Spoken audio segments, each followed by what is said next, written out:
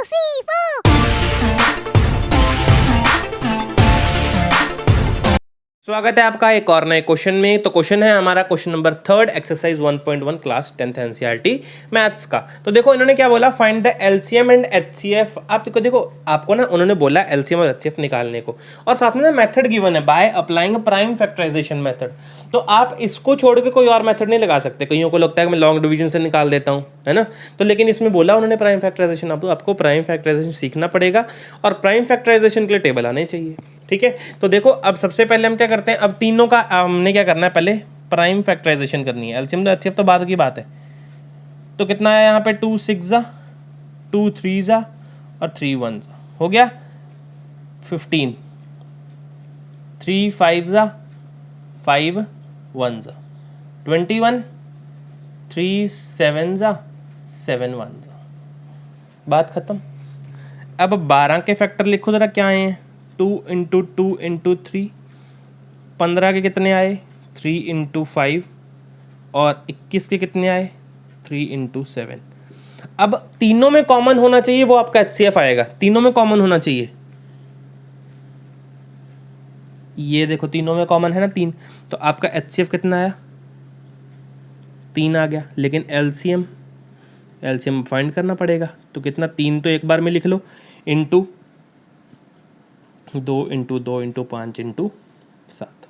तो यहाँ पे कितना, 5 इंटू 2 10, 10 2 ज़ा 20, 23 ज़ा 60, 60 इंटू 7 420।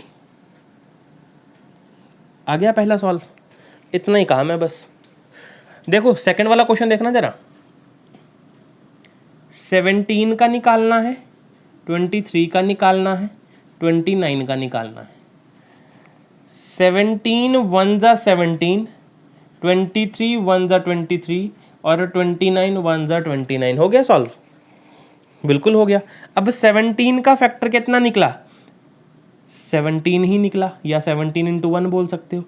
23 का कितना निकला, 23 इंटू 1 निकला।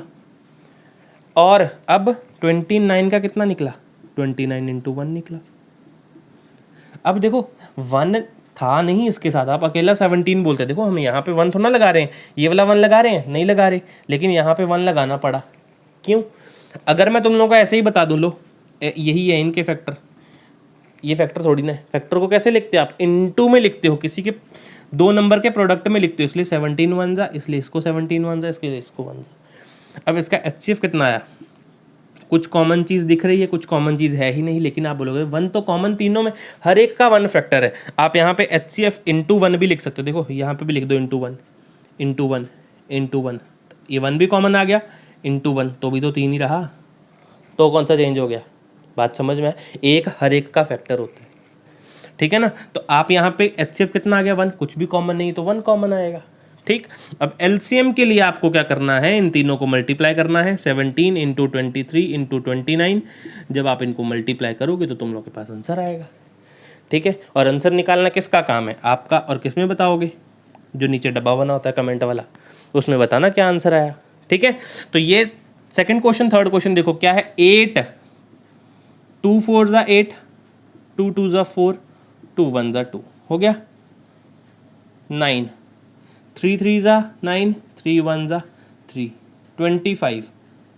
5 5 ज़ा 5 1 ज़ा, हो गया यहाँ तक ना सॉल्व।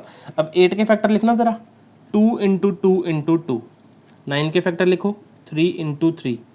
और 25 के फैक्टर लिखो, 5 इंटू 5। अब बताना ज़रा एचसीएफ क्या है। देखो यही तो बात ये चली थी। अब इसी से मैंने आपको ये वाला क्वेश्चन भी क्लियर करा कि हर एक का फैक्टर 1 होता है, तो इंटू 1 कर दो। अब तुम लोग यहाँ पे भी कुछ कॉमन नहीं है, तो इंटू 1 लगा दो, हो गया। इंटू 1 लगा के तीनों 1 कॉमन आ गया। अब एचसीएफ कितना आ गया आपका, 1 आ गया।